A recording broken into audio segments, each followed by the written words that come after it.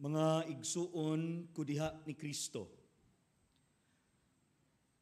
Kinsa bagod ang ganahan og krus? Naa ba kitay krus nga gipas-an karon?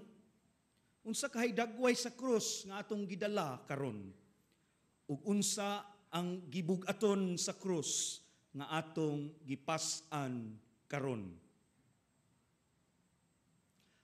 Ang Katoliko nga simbahan nagasaulog sa fiesta sa kadaugan sa balaan nga krus. Triumph of the cross or the exaltation of the cross. Ug nganong gihandom man nato kini? Inana gini ka espesyal kay maski adlong Domingo kung ang Pitsa 14 masud ug maatol sa adlong Domingo sa ulugon gyud ni. Dili ang 24th Sunday in the ordinary time. Ang ato gyung gihandom mao ang kadaugan sa krus. Nganong gihandom man ligi kini? Akong maman ang explanation sa usa ka Bible scholar, New Testament scholar and professor, Sister Dianzon of the Daughters of St. Paul. Siya nagkanayon, the instrument of torture and death became the source of life. The emblem of shame and defeat became the symbol of sweeping victory. Iyahan ang mga pulong niya nidugang ko because of the person who embraced and suffered and died on the cross. He is Jesus. Nganong nahimo mang source of life gikan sa pagka-instrument of torture and death ang maong krus. Nganong nahimo man siyang simbolo sa kadaugan gikan sa pagka-emblem of shame and defeat. Ang cross na himong madaugon tungod sa tawo nga midawat, migakos, mipasan ug nagpakamatay diha sa krus. Way lain si Jesus nga atong Dios. Mga higala, mga igsuon ko diha ni Kristo. Diha sa pagpasidungog nato sa krus, diin namatay ang atong Ginoong Hesukristo, adunay pagpatinaw ug adunay pag-aninaw ug paglutaw sa usa ka kamatuoran. Unsa man kini? Ang Dios adunay gahom sa pag-usab o pagbag-o kanato. Mao ni una na kong punto, mga igsuon, nga ang atong pagpasidungog sa krus, diin namatay ang atong Ginoong Hesukristo, adunay gipatinaw, dunay buot ipaaninaw, ug ipalutaw nga kamatuuran. Ug ang kamatuuran mo kini, duna kitay Dios kansang gahom makapausab ug makapabag-o kanato. Sa in English, kamong ganahan gyud English, the cross can change us. The cross can make us change for the better.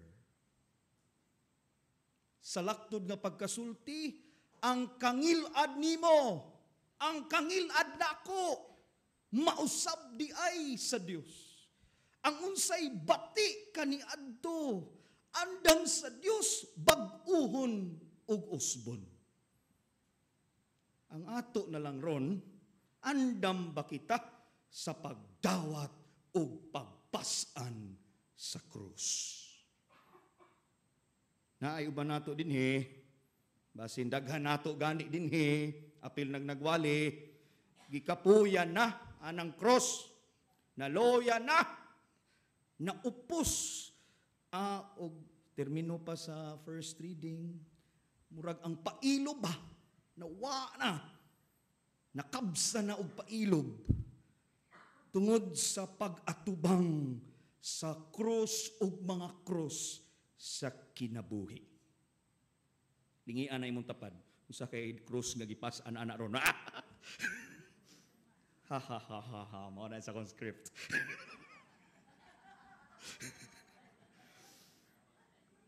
Mga igsuon ko diha ni Kristo. Dili sayon, no? Dili inana ka sayon ang pagdawat o pagpasan sa krus. O gani diha sa Salmo, mao ni atong pagdasig nato. Diha sa Salmo, hinumduman nato ang mga buhat sa Dios. Kay diha sa krus giluwas bayata niya. Militok pud ta sa mga higayon nga kita mag-stations of the cross. Muingon ta ba sa in English, we adore you, O Christ, and bless you, because by your holy cross, you have redeemed the world. Pagkanindot sa maong mga pulong ng atong gilitok, the cross we carry is never easy. Ang pagpasan sa krus, dili sayon, dili gaan. Pero atong hinumduman nga ang mga buhat sa Dios apil na sa iyang mga buhat ang pagpapasan nato sa krus aron atong masinati ang iyang makaluluwas nga gahom. Sayod gyud ang Dios nato kun ang tao paundayunan sa unsalay gaan para niya. Ambot kahag mutubo baka ni. Ambot kahag makat-on baka gyud ni. Dunay mga krus nga ihatag ang Dios kanato, nagkadaiya lang ang dagway.